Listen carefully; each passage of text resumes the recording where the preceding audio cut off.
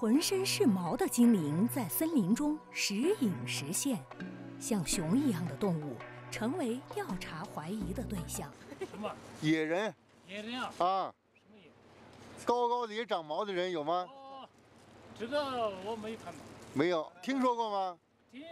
电视里没看得懂。电视里看到过。他们到底是人还是熊呢？是巨型动物还是森林里的小矮人？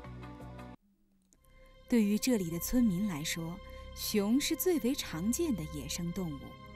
那么目击到的野人会不会是某种熊类造成的错觉呢？熊可以直立行走，站起来个子很高。熊的脚印既大，又有一些像人的脚印。来看这一只靠树站立的熊，远远望去，是不是很像一个浑身长毛的野人呢？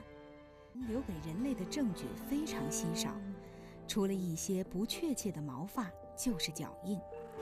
脚印是目击者们为科学家提供的间接证词。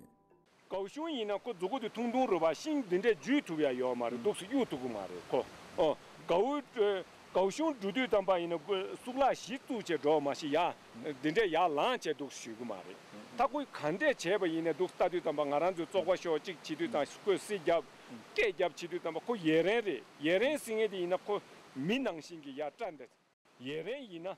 안에 고지도 링부여다 콜라제 민앙신 독수 친체 안에 그된데 슉침부체 유데 그 빼미스기 슉디 침부여리 그 락바디도 bom부딘데 요리 그 락바다 인조이나 안에 슝딘데 락바 통도르 발라 슝게 락바 이나 링도得个了要말이。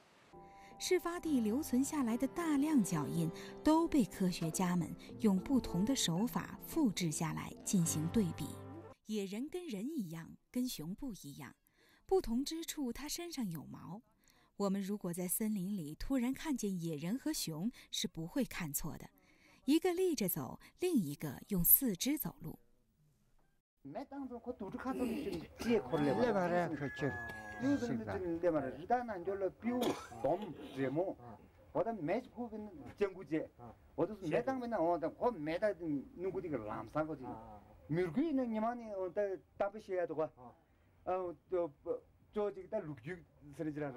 虽然科学家们获得的可用来对比的脚印很多，但是目前我们无法使用任何一种动物的脚去对号入座。